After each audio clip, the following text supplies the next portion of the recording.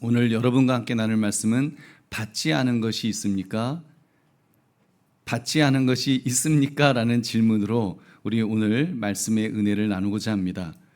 간혹 사람들이 이렇게 열심히 일을 해서 성공을 하고 나면 이런 생각을 하기도 합니다. 내가 내 능력, 내 힘으로 이렇게 했다. 그래갖고 그런 말도 하죠. 내가 성공한 것은 자수성가했는데 내 노력으로 내 힘으로 했어요 하면서 자랑하는 분들이 간혹 있습니다. 그러면 그런 이야기 들으면 우리가 속으로 그러죠. 저 사람 성공했는지는 모르지만 참 사람은 덜 돼 먹었다. 좀 우리 그런 생각을 이렇게 합니다. 이런 감동적인 이야기가 있습니다. 히말라야 산을 모두 등반한 세계적인 산악인 엄홍길 씨라는 분이 이런 고백을 했습니다. 세르파 파사누르야말로 진짜 영웅이다라는 그런 말입니다. 세르파가 뭔가 하면 원주민들 중에서 이렇게 힘이 있는 사람, 그런 사람이 산을 안내하는 그런 역할을 합니다. 무거운 짐도 들어주고 그리고 음식도 만들어주고 그리고 길도 내주는 그런 중요한 역할을 하는 산악 안내인을 쉐르파라고 그러는데, 바로 파사누르라는 이 사람이 이 어몽길 대장을 많이 도와줬습니다. 생명도 목숨도 구해줄 정도로 그렇게 했던 사람인데, 어느 날 이제 새로운 길을 개척하다가 이분이 돌아가셨습니다. 사고로 죽었습니다. 그리고는 이 어몽길 대장이 정상에 오르면서 그 파사누르 그분의 사진을 갖고 이제 그 정상 앞에서 그런 말을 했다는 것입니다. 내가 이 자리에 오를 수 있었던 것은 바로 이 파사누르 이분의 도움이 아니면 나는 이 자리에 있을 수 없었습니다 하면서 눈물을 흘리면서 그분을 이렇게 기억했다고 하는, 감사를 표현했다고 하는 그런 이야기입니다. 여러분, 그렇습니다. 엄홍길 대장처럼 그렇게 위대한 업적을 남기는 사람들은 반드시 누군가 도와준 사람이 있기 마련입니다. 여러분, 그렇다면 여러분은 지금 이제 여러분 자신을 돌아볼 때, 특히 뭔가를 이렇게 이루었을 때 그때 그 일에 대해서 어떤 마음을 가지고 있습니까? 내가 잘나서, 내가 똑똑해서, 내가 애를 써서 이런 일을 이루었다. 예를 들면 월세 살던 분이 이제 전세로 간다든지, 전세 살다가 이제 열심히 돈을 모아서 이제 내 집 마련을 한 겁니다. 그 결과에 대해서 내가 노력해서 내가 정말 영혼까지 갈아 넣어갖고 이렇게 내 집 마련했다. 나를 자화자찬하시겠습니까? 아니면 모든 것이 은혜입니다라고 하면서 감사하는 마음을 가지시겠습니까? 오늘 말씀 받지 않은 것이 있습니까? 라는 이 질문, 이 제목을 가지고 내 인생에 어떤 것을 감사하며 살아갈지를 생각하시는 이 시간 되시기를 주님의 이름으로 축원합니다. 세 가지를 살펴보겠습니다. 첫 번째로, 내가 가진 모든 것이 받은 것임을 인정해야 합니다. 받았다라고 하는 사실. 오늘 본문 고린도전서 4장 7절을 함께 읽겠습니다. 시작. 누가 너를 남달리 구별하였느냐? 내게 있는 것 중에 받지 아니한 것이 무엇이냐? 내가 받았은즉 어찌하여 받지 아니한 것 같이 자랑하느냐? 아멘. 이 고린도 교회 교인들이, 고린도 교회가 아주 그 은사도 굉장히 풍부했고 지식도 많았고 그리고 여러 가지 말도 아주 잘하는 그런 사람들이었습니다. 그러다 보니까 이렇게 좀 교만에 빠지게 됩니다. 그래서 나는 바울파다, 나는 게바파다, 나는 아볼로파다 이러면서 사람을 따라서 서열을 나누고, 그리고 자기들이 우월함을 자랑하는 그런 이제 지경에 이르렀습니다. 그래서 사도 바울이 지금 말하는 겁니다. 우리는 그리스도의 일꾼이요 부르심을 받은 하나님의 그런 그 부르심을 받은 사람들인데, 사명자들인데, 그 사명자가 되기 위해서 하나님께서 우리에게 은사도 주시고 우리에게 재능도 주시고 우리에게 힘도 주셨는데 지금 받아놓고는 뭘 자랑하느냐?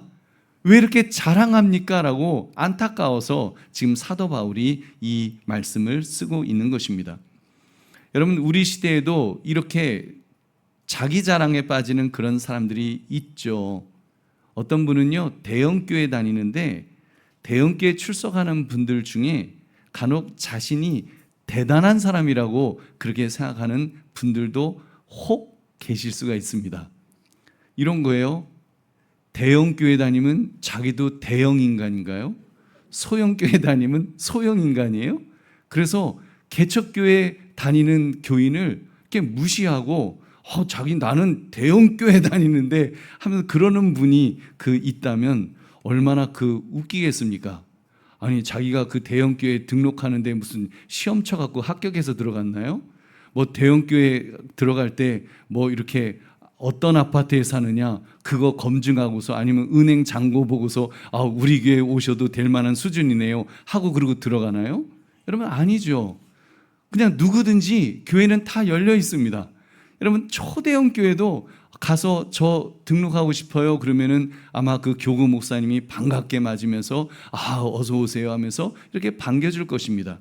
여러분 그런데 대형 교회에 다니는 것을 무슨 이렇게 높은 벼슬이라도 이렇게 얻은 것처럼 거들먹거린다면 얼마나 어리석은 모습일까요? 보비는 성도님들, 여러분이 이 땅에서 얻은 것들이 있을 것입니다. 특히 그것들 중에서 아주 굉장히 자랑할 만한 그런 것들을 가지고 계실 때 여러분이 뭐 재산이 많다든지 아니면 학벌이 굉장히 높다든지 아니면 뭔가 자랑할 만한 그런 것들이 있을 때 여러분 그것에 대해서 내 것이 아닙니다라고 고백해야 될 줄로 믿습니다. 모든 것이 하나님으로부터 하나님이 주셨습니다. 여러분 이런 고백을 하는 것이 믿음의 사람의 모습인 줄로 믿습니다. 그래서 우리는 하나님이 맡기신 것을 관리하는 청직이다. 이 청지기 의식을 가지고 살아가야 하는 사람들인 줄 믿으시기 바랍니다.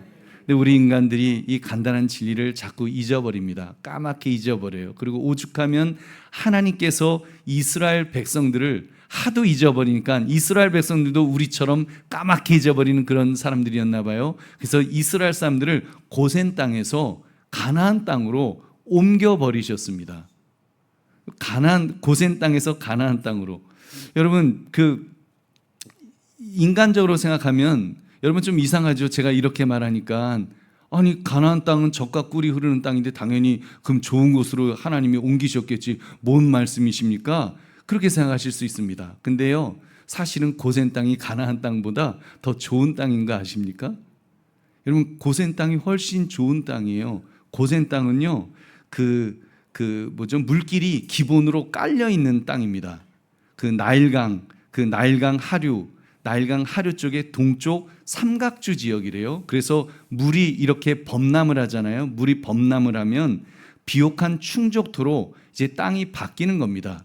거기다가 이렇게 평지니까 물길만 이렇게 좀 이렇게 딱 트면은 물이 졸졸졸 들어와갖고 농업 용수를 이렇게 확보할 수 있는 그런 좋은 땅이라서 이집트의 그런 곡창지대로 쓰임 받는 땅이 바로 고센 땅 그쪽 지역입니다. 이스라엘 백성들이요 바로 그 땅에서 430년을 살았습니다. 430년이라니까요. 우리 조선실록 500년이잖아요. 근데 70년 정도 빠지는 430년을 이스라엘 백성들이 그 땅에서 살았어요. 여러분 그러면 하나님이 그 땅 주시지 430년이나 살았는데 아니 그 땅 주시면 되지 그 땅에서 살면 잘 먹고 잘 살 수 있었을 텐데 왜 하필이면 하나님이 지금 가나안 땅까지 힘들게 40년을 광야에서 방황하도록 하시면서 그렇게 이끌어 가셨을까요? 고센 땅은요 제가 볼 땐 너무 좋은 땅이라서 그렇습니다. 아까 말씀드린 것처럼 이렇게 수로를 물길을 내면 거기서 논으로 물이 흘러 들어와서 농사도 잘 지을 수가 있습니다. 그러니까 사람이 계획하면 되는 거예요. 내가 계획을 해서 물길을 만들고 이렇게 내가 열심히 땀을 흘리면 물이 졸졸졸 들어와서 그리고 농사를 지으면 아주 풍년이 될 거야. 그래서 풍년이 되는 거예요. 풍년이 되면 이제 마음에 그런 마음이 생기겠죠. 인간은 그래 내가 수고했다. 내가 잘났지. 내가 힘이 있지. 스담 하면서 잘했어 하면서 잘난 체하는 교만에 빠질 수 있는 그런 땅이었습니다. 하지만 가나안 땅은 달랐습니다. 젖과 꿀이 흐르는 땅이라고 했으니까 좋은 땅인 것만은 분명합니다. 하나님이 뭐 거짓말 하시겠습니까? 좋은 땅이에요. 젖이 흐른다는 것은 그 초목이 많아서 목축하기가 좋다는 뜻입니다. 그리고 꿀이 흐른다는 것은 그 농작물이 잘 자라는 땅이라는 겁니다. 그러니까 그 땅에 포도나무 있죠. 그리고 올리브, 무화과, 아주 그 특용작물, 좋은 열매들이 아주 풍성히 잘 열매 맺는 그런 좋은 땅입니다. 다만 조건이 다릅니다. 조건이 뭔가 하면 가나안 땅은 산하고 골짜기 같은 이런 것들이 있는 땅이기 때문에 비를 의지해야 됩니다. 여러분 천수답이라고 아시죠? 비가 와야지만 사용할 수 있는 그런 그런 이제 밭을 천수답이라고 하잖아요. 지금 가나안 땅은 그런 천수답의 땅인 겁니다. 비가 와야 됩니다. 그러니까 어떻게 해야 될까요? 하늘만 바라봐야죠. 비 오기만을 바라봐야죠. 그러니까 하나님 앞에 기도하지 않을 수 없는 것입니다. 그리고 풍년을 이루고 나면 그 다음에 어떻게 되겠어요? 감사한 마음이 있겠죠. 하나님 감사합니다. 이른 비와 늦은 비를 주셔서 이 올해에도 풍년이 되었습니다. 하나님 감사합니다 하면서 하나님 앞에 감사와 찬송과 영광을 올리게 되는 땅이라는 말입니다. 여러분 사랑하는 성도님들, 하나님께서 이스라엘 백성을 가나안 땅으로 이끄신 이유는 바로 이것 때문이었습니다. 항상 감사할 수 있도록 하나님의 은혜임을 고백할 수 있는 바로 그 땅으로 하나님께서 이끌어 주신 줄로 믿습니다. 내 힘으로 사는 인생이 아니라 하나님의 은혜로 사는 인생이라는 것을 깨닫도록요, 스스로 끌어다 먹는 인생이 아니라 하나님이 주시는 것을 받아 먹는 인생이라는 것을 깨닫도록 해주신 줄로 믿습니다. 여러분 하나님은 더 기름진 땅이 아니라 더 깨닫는 땅으로 인도하십니다. 먹고 사는데 안정된 땅이 아니라 은혜로 사는 법을 배울 수 있는 땅으로 우리를 이끌어 주시는 줄 믿으시기 바랍니다. 보비론 성도님들, 그래서 우리는 깨달아야 합니다. 내가 가진 모든 것이 사실은 받은 것이라는 사실을 말입니다. 내가 성취했다고 믿었던 학위라든지 또는 내가 노력해서 가게 된 직장, 좋은 직장이라든지 아니면 내가 갈고 닦은 재능이라든지 그리고 아주 좋은 그런 애써 이룬 이런 인간관계들, 이런 모든 것들, 여러분 그 안을 한번 들여다보시면 내가 한 게 아닙니다. 물론 나도 했겠죠. 그렇지만 사실은 그 뒤에서 눈물 흘려 기도하신 부모님의 기도가 쌓여 있을 것입니다.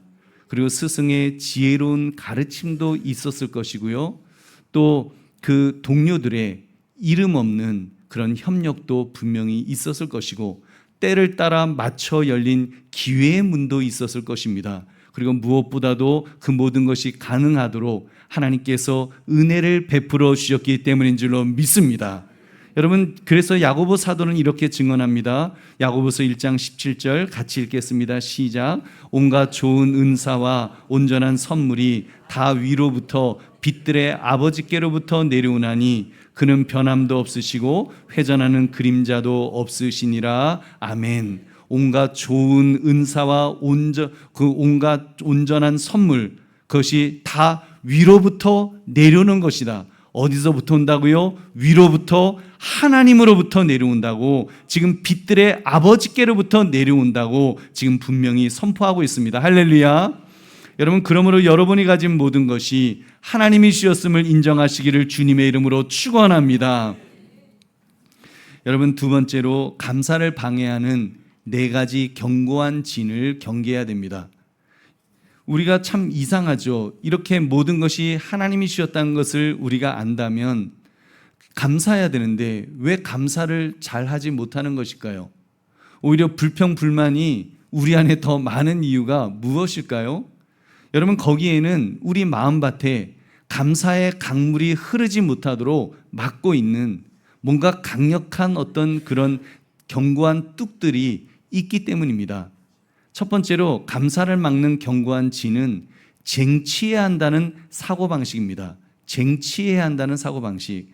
세상은 끊임없이 우리에게 그렇게 말하죠. 너 힘으로 쟁취해야 된다. 너 열심히 노력해서 네가 성취해야 돼. 우리 자녀들에게도 그러잖아요. 너 공부해서 남주냐 그러면서 공부해야 하면서 성취해야 된다고, 좋은 대학 가야 된다고 우리 그렇게 말합니다. 그러다 보니까 또 좋은 결과가 나오면 내가 해냈다, 내가 똑똑해서, 내가 노력해서, 내가 잘나서 했다, 이렇게 자랑합니다.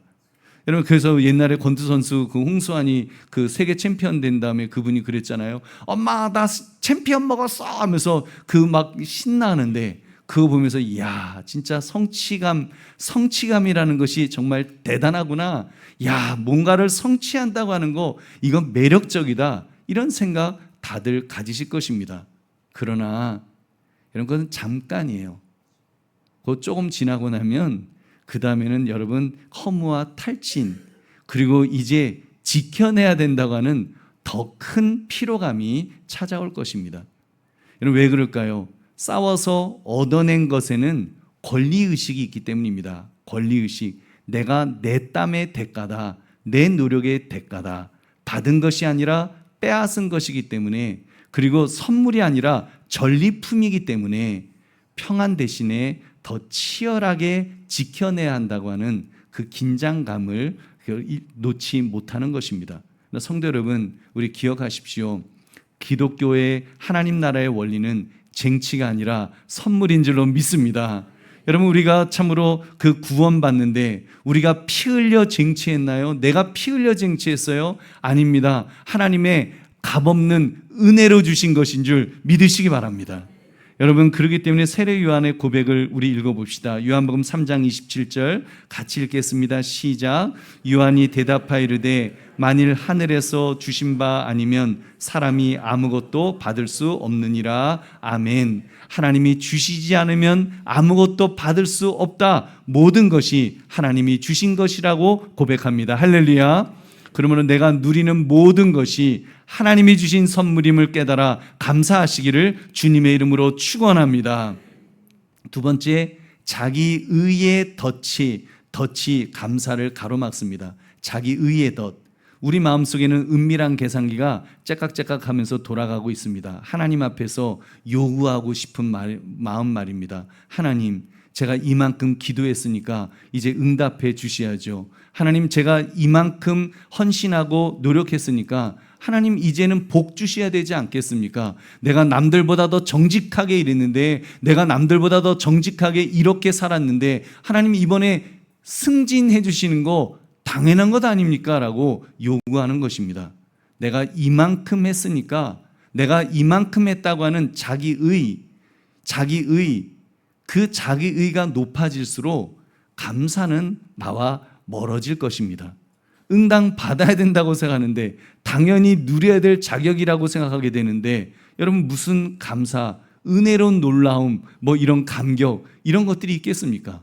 하나님과 우리의 관계는 사실 감사죠. 감격이죠. 그리고 감사하는 거죠.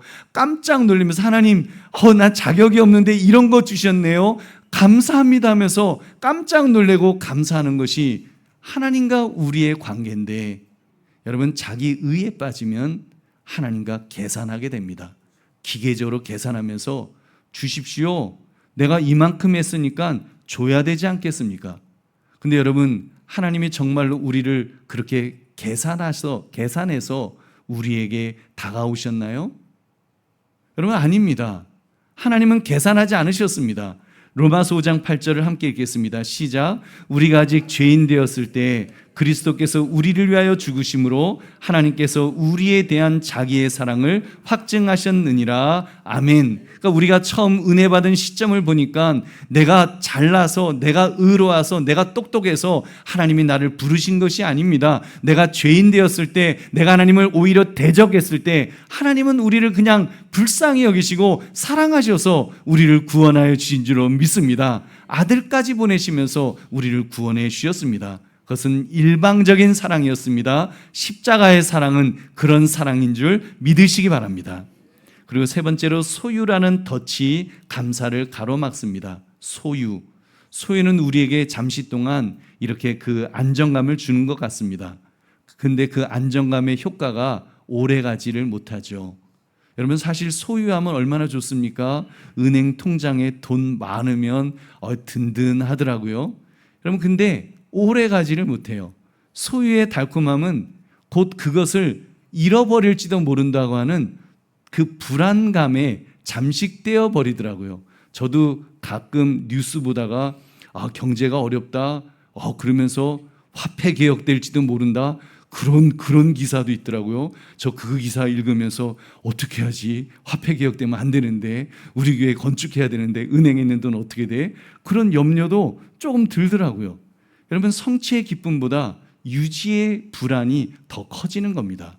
그러니까 우리는 더 많이, 더 단단히 그렇게 붙잡으려고 소유하려고 더 거기에 발버둥 치는 것입니다. 근데 움켜질수록 마치 여러분 손 안에 있는 모래알처럼 줄줄줄줄 새나가는 것이 소유가 아닐런지요. 보배로운 성도님들, 감사의 본질은요, 본질을 우리 바로 합시다. 오해하지 맙시다. 감사는 있어서 기쁜 것이 아니라 받았기에 기쁜 것인 줄로 믿습니다.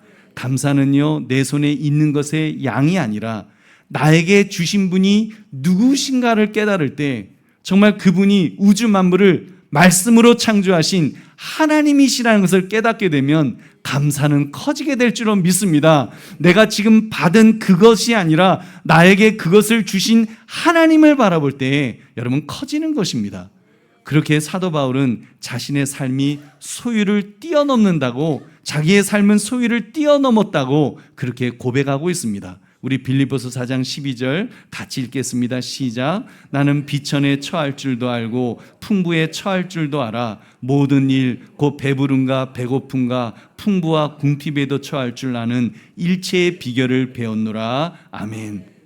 이게 보통 깨달음이 아닙니다. 이게 보통 차원의 깨달음에서 나온 소리가 아니에요. 불교에서는 법정 스님이 무소유, 비워라, 불교에서 그런 이야기 하지만 여러분 불교는 비우는 것밖에 못해요. 근데 지금 사도 바울이 말하는 것은 둘 다를 깨달았다는 것입니다. 둘 다. 배부름과 배고픔, 소유와 무소유, 풍부와 궁핍, 그 어느 쪽이건 일체의 비결을 배웠노라. 나에게는 소유든 무소유든 다 일체의 비결로 보인다. 하나로 보인다는 겁니다. 왜 어떻게 해요? 하나님이 주셨기 때문에, 내가 소유한 것이 아니라, 내가 쟁취한 것이 아니라 하나님이 주셨기 때문에 똑같은 겁니다. 여러분 많이 쉬었으면 많이 관리하라고 주셨구나. 적게 쉬었으면 적게 관리하면 되겠구나. 하나님이 주셨기 때문에, 주신 분이 한 분이시기 때문에 여러분 일체의 비결을 사도 바울은 배웠다고 고백합니다. 여러분 그런 은혜, 정말 기독교에는 그런 놀라운 믿음의 사람만이 가질 수 있는 이 놀라운 축복을 누리시기를 주님의 이름으로 축원합니다. 네 번째, 운명론이 우리를 무감각하게 만듭니다. 운명론 다 팔자소관이죠. 우리 그런 말 하잖아요. 팔자소관이라 그러고 이 세상은 어차피 돌고 돌아가는 그런 인생이야. 물레방아 인생이야. 그러기도 하고 하여튼 다 운명이라고 생각하는 그런 생각들. 근데 여러분 그 운명이라고 생각할 때 사실 감사는 그냥 없어집니다. 감사가 설 자리가 없어져요. 왜냐하면 감사는 본질적으로 인격적인 관계의 언어이기 때문입니다. 여러분 감사합니다라고 말할 수 있는 것은 누군가에게 나에게 감사하게 해주신 그 누군가가 있어야지 감사할 수 있기 때문입니다. 여러분 운명론은 바로 이 선물을 주신 인격적인 누군가를 지워버립니다.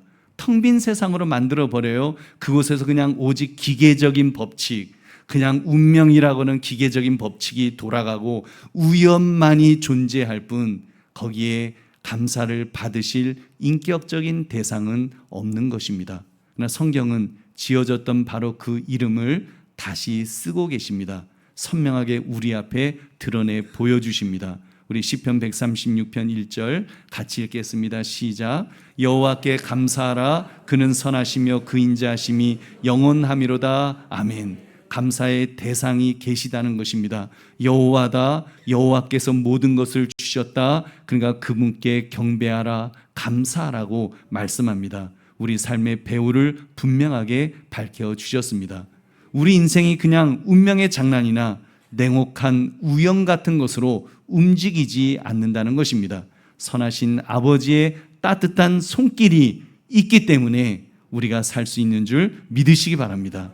그러므로 나의 나된 것이 하나님의 은혜임을 깨달아서 운명론의 무감각함에서 깨어나시기를 주의 이름으로 축원합니다.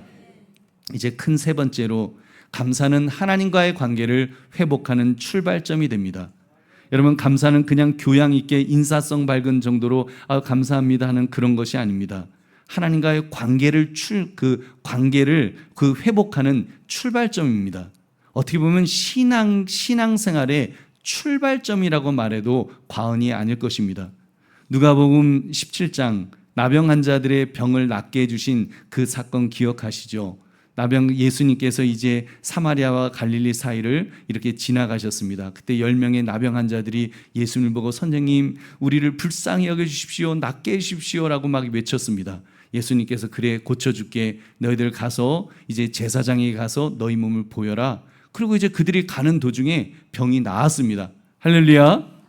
병이 나았어요. 여러분, 그러면은 예수님에게로 막 달려가서 그들이 예수님, 우리 병이 나았습니다. 이게 못 고칠 줄 알았는데 이 병이 나았어요. 나병이 나았어요. 문능병이 나았어요. 할렐루야, 당신은 하나님의 아들이십니다 하면서 예수님을 막 경배하고 찬양하고 영광을 돌려야 마땅하지 않겠습니까? 그런데 안 갔습니다. 그들은 다 뿔뿔이 흩어졌어요. 가족에게, 부모님에게, 자녀들에게 나 병 나았다 이거 말하고 싶어갖고 다 갔습니다. 딱 한 사람, 사마리아 사람. 어떻게 보면은 이스라엘 사람들이 무시하고 했던 그 사마리아 사람, 그 사람은 예수님에게 달려가서 예수님께 감사했습니다. 여러분, 그 병을 낫게 해주셔서 감사합니다, 그 정도 수준이 아닙니다. 여러분, 성경은 은혜를 베푸신 주님께로 돌아왔다, 리터닝한 겁니다. 리터닝, 돌아선 겁니다. 여러분, 이 사실, 그러니까 감사는 좋은 일 때문에 그냥 이렇게 감정의 표현으로 감사합니다는 그 정도가 아닙니다. 이건 인격적인 반응입니다. 하나님 앞에 반응하는 겁니다. 하나님이 우리를 이끌어 주셨는데, 우리를 구원해 주셨는데, 우리를 회복시켜 주셨는데, 그러면 반응이 있어야죠. 신앙적인 반응이 있어야죠. 그래서 하나님을 향해서 하나님 감사합니다, 그 반응을 하는 것이 여러분 감사인 줄로 믿습니다. 이것이 성경적 감사의 핵심입니다. 그래서 시편 기자는 이렇게 노래합니다. 시편 116편 12절 함께 읽겠습니다. 시작. 내게 주신 모든 은혜를 내가 여호와께 무엇으로 보답할까? 아멘. 시편 기자가 그러는 거예요. 하나님이 나에게 좋은 거 주셨는데 내가 무엇으로 보답하면 좋을까? 그리고 이어지는 13절 14절에서 그는 예배라고 말합니다. 우리 13절 14절 같이 읽겠습니다. 시작. 내가 구원의 잔을 들고 여호와의 이름을 부르며 여호와의 모든 백성 앞에서 나는 나의 서원을 여호와께 갚으리로다. 아멘. 구원의 잔을 들고 여호와의 이름을 부른다. 예배입니다. 여호와의 모든 백성 앞에서 서원을 갚는다. 또 예배입니다. 믿음의 공동체가 모두 하나님 앞에 나와서 감사의 예배를 드린다는 것입니다. 이런 감사의 마음을 삶으로 증명해낸 성경의 인물이 한 분 있습니다. 많이 있죠. 그 중에 대표적인 인물로 사도 바울을 들 수 있습니다. 그는 자신의 모든 것을 단 한 문장으로 요약합니다. 고린도전서 15장 10절 말씀 같이 읽겠습니다. 시작. 그러나 내가 나된 것은 하나님의 은혜로 된 것이니 내게 주신 그의 은혜가 헛되지 아니하여 내가 모든 사도보다 더 많이 수고하였으나 내가 한 것이 아니요 오직 나와 함께 하신 하나님의 은혜로라. 아멘. 내가 나된 것은 하나님의 은혜로라. 사도 바울이 그렇게 말합니다. 자기 된 것이, 지금 나 된 것이 하나님의 은혜입니다라고 말합니다. 아니, 사도 바울이 뭔 횡재를 했길래 빚더미에 앉아 있다가 하나님 예수님 만났더니 사업이 잘 돼갖고 재벌이 됐나, 아니면 죽을 병 걸렸다가 예수님 만나갖고 병 고침 받고 건강해져서 지금 막 이러는가? 아니면 귀신 들려갖고 막 불 속에도 막 뛰어들고 그러다가 지금 이제 정신이 온전해져 갖고 예수님 감사합니다 하면서 나의 나된 것은 오로지 하나님의 은혜로다라고 지금 말하고 있나? 여러분 그런 생각 들지 않습니까? 근데 알고 보면 사도 바울은 예수님 만나기 전에 잘 먹고 잘 살았습니다. 그는 특권이 있었어요. 날 때부터 그는 로마 시민권을 가진 그런 사람이었습니다. 바리새인 중에 바리새인, 아주 권력도 있었습니다. 심지어 사내들인 공회로부터 예수 믿는 사람들은 다 잡아 죽여도 된다, 그 살인 면허증을 받고 그 권력을 휘둘렸던, 예수 믿는 사람들은 그냥 사도 바울만 보면 사시나무 떨듯이 발발발 떨 수밖에 없는 권력자, 그런 권력이 있었습니다. 학벌도 좋았습니다. 누구죠? 가말리엘의 문화에서 공부했던 엘리트 중에 아주 엘리트였던 사람이 바로 사도 바울이었습니다. 그런 그가 예수님을 만나서 얼마나 좋은 것을 얻었길래 이 모든 것을 나는 배설물로 여기노라 그랬어요. 나는 이 모든 것이 이렇게 좋은 거를 배설물로 여긴다고 사도 바울이 고백했습니다. 분명히 밭에서 보화를 발견한 사람이, 농부가 그 모든 것을 팔아서 밭을 사는 것처럼 뭔가 다 버리겠다고 할 수 있을 만한 뭔가를 얻었기 때문이겠죠. 여러분 도대체 뭘 얻었길래 여러분 그랬을까요? 근데 제가 볼 때는 사도 바울은 예수님 만나서 세상 말로 쫄딱 망한 사람입니다. 고린도서 11장 23절 27절에 있는 내용을 제가 간략하게 읽겠습니다. 내가 수고를 넘치도록 하고 옥에 갇히기도 더 많이 하고 매도 수없이 맞고 여러 번 죽을 뻔하였으니 40에서 하나 감한매를 5번 맞고 3번 태장으로 맞고 1번 돌로 맞고 3번 파선하고 일주야를 깊은 바다에서 지냈으며 자지 못하고 줄이며 목마르고 여러 번 굶고 춥고 헐벗었노라. 이 정도 되면 망했죠. 예수님 만나서 망한 사람 아닙니까? 여러분 이 정도 되면 이게 망했지, 이게 무슨. 근데 그가 만난 예수 그리스도가 어떤 분이시길래, 도대체 무슨 일이 있었길래 여러분 사도 바울은 다 잃어버려 놓고도 사실은 다 잃어버렸는데 나의 나된 것은 하나님의 은혜입니다라면서 그렇게 고백할 수 있었을까요? 그건 너무 이상하잖아요. 이 정도 되면은 나의 나된 것은 그냥 쫄딱 망했다, 예수님 때문에 난 망했다라고 말해야 될 것 같은데, 여러분 하나님의 선물이라고 어떻게 고백할 수가 있었을까요? 바울의 감사가 어떤 감사였습니까? 바울의 감사는요, 무엇을 받아서 드리는 조건부 감사를 뛰어넘었습니다. 무엇을 받아서가 아니라 자신의 존재 자체로 인해서 그는 감사하고 있습니다. 존재 자체가, 자기가 누구를 만났다는 거예요?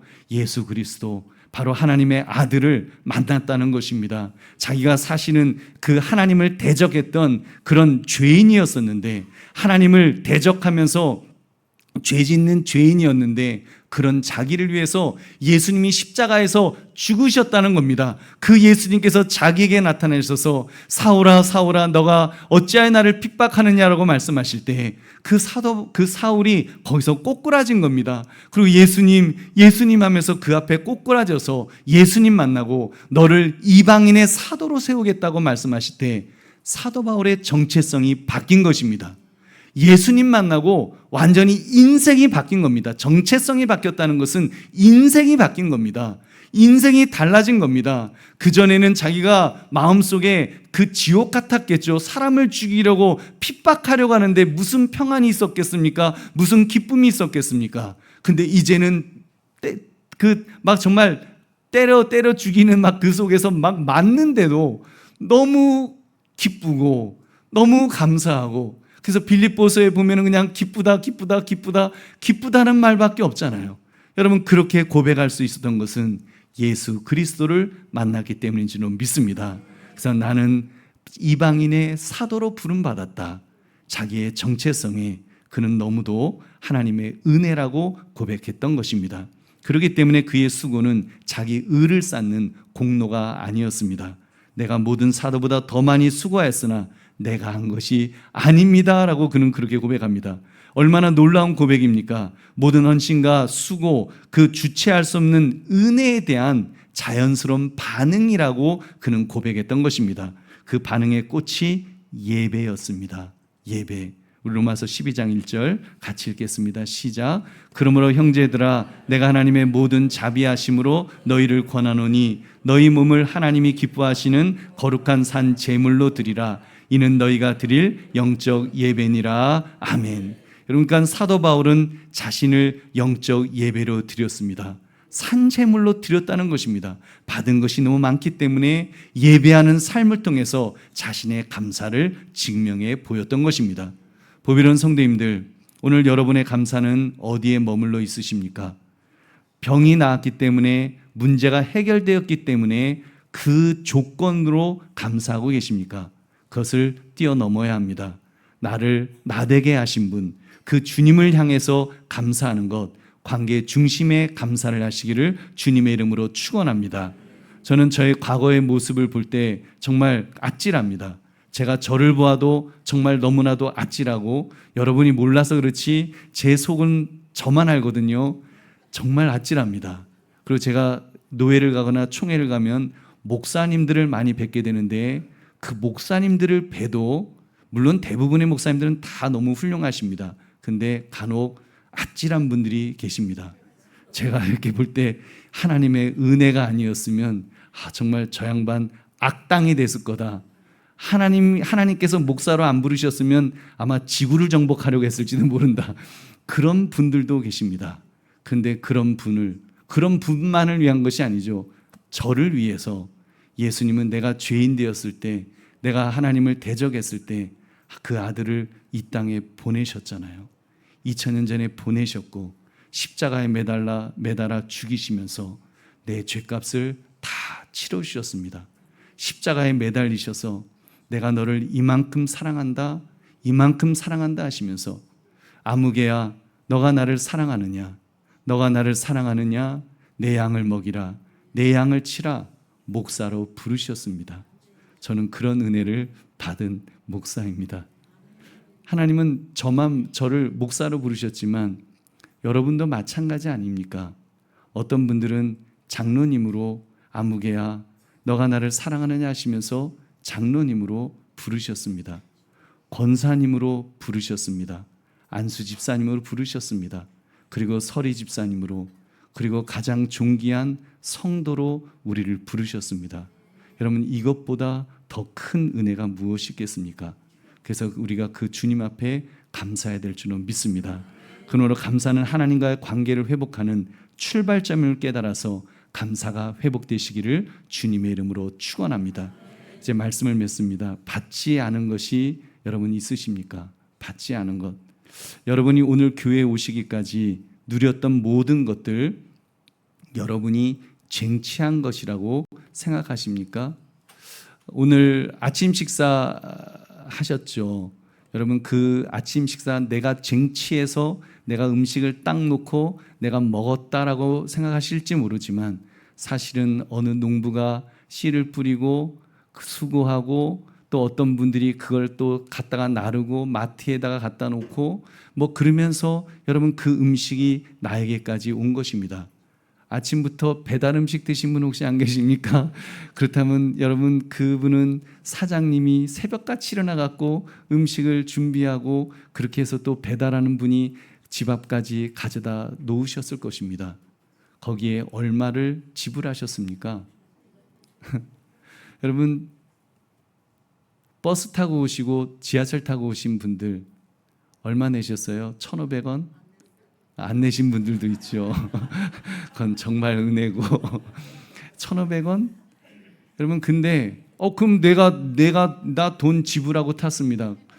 글쎄요. 여러분, 그 차 한 대 값이 얼마인 줄 알아요? 몇 억 합니다. 전철 한 량은 12억에서 14억 정도 한답니다. 그거 내가 내 돈 내고 탔는데 나도 값 치렀습니다. 글쎄요. 여러분, 캄보디아 모시다 드릴까요? 라이베리아 모시다 놓을까요? 필리핀에 모시다 놓을까요? 1,500원 아니라 15,000원 아니라 15만 원, 150만 원, 1,500만 원 1억을 줘도 지하철 못 타요. 거기 가면 지하철 없어요. 여러분 얼마나 감사합니까? 누군가가 정말 애써서 그렇게 지하철이 있고, 사실 버스 회사 사장님은 아니 수십억 원 돈을 들여서 했으니까 나는 값 다 치렀다 말할 수 있을까요?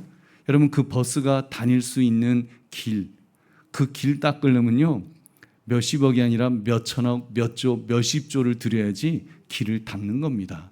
여러분 다 받은 거예요. 사실 내가 값을 치른 것보다 내가 받은 것이 더 많은 인생인 줄 믿으시기 바랍니다. 누군가가 수고한 것을 우리는 받아 누립니다. 그리고 우리 믿음의 사람은 그 모든 것을 하나님이 주셨음을 인정해야 될 줄로 믿습니다. 하나님의 은혜다. 사실 대한민국에서 우리가 살 수 있는 것도, 이런 대한민국이 된 것도 정말 하나님의 은혜인 줄로 믿습니다. 우리가 언제 이렇게 살았습니까? 우리가 언제 텔레비전이 있고 언제 뜨거운 물이 나오고 언제 우리가 이렇게 살았습니까? 그쵸? 여러분 어떻게 살았어요? 옛날에 연탄 이렇게 집어넣다가 넘어지면 그러면 그거 다 긁어내 갖고 막 그 불을 해서 그랬잖아요. 근데 여러분 장작되는 분들은, 연탄 떼는 분들을 얼마나 부러워했어요. 아, 저기는 연탄 떼는, 나는 장작 떼느라고 연기 마셔가면서. 여러분 우리 그런 시절이 얼마 전에 있었어요. 네, 여러분 지금 이렇게 살아갈 수 있는 것 하나님의 은혜인 줄로 믿습니다. 다 받은 것이라고, 내가 가진 재산, 돈, 권력까지도 다 받은 것이기 때문에 여러분 우리가 감사해야 되고 또 나누어야 될 줄로 믿습니다. 우린 청지기로서 하나님이 나에게 맡기셨다고 생각하시고 나누는 데까지 갈 수 있기를 주의 이름으로 축원합니다. 이 진리를 잊지 맙시다. 꼭 기억합시다. 특히 감사의 계절, 추수감사절을 앞에 두고 있는데 받지 않은 것이 있습니까? 라는 이 질문 앞에 모든 것을 하나님이 주셨음을 우리가 인정하면서 또 감사하며 또 나누기를 또 이렇게 결단하시는 저와 여러분 되시기를 주님의 이름으로 축원합니다.